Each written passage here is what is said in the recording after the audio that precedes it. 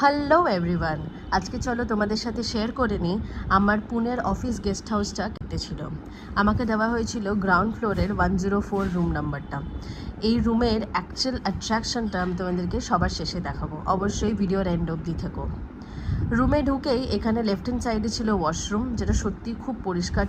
তারপরে অপোজিটেই ছিল একটা কাপবোর্ডের মেন অ্যাট্রাকশনটা যেটা আমার ভালো লেগেছে সেটা হচ্ছে this yoga mat. Thank you for this.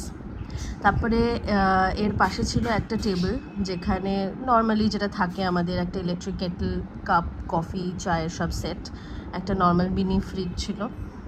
আর এবারে রুমে ছিল একটা যেরকম ফায়ার এক্সটিংগুইশার একটা থাকে, তারপরে টিভি, তারপরে এটা ছিল একটা স্টাডি টেবিল, দুটো চেয়ার ছিল। আর this was my bed for next 3 days I am here. আরেকটা জিনিস ভুলে গেছি, এখানে একটা কিন্তু ফুল লেন্থ মিরর ছিল, যেটা ওয়াজ রিয়েলি হেল্পফুল। এরপরে আসি রুমের মেন অ্যাট্রাকশনে, come with me, and this was beautiful. সকালবেলা ঘুম থেকে উঠে পাখিগুলো এখানে ঘোরাফেরা করে, আর এত গাছের জন্য না প্রচুর বাটারফ্লাইজ এখানে আসে।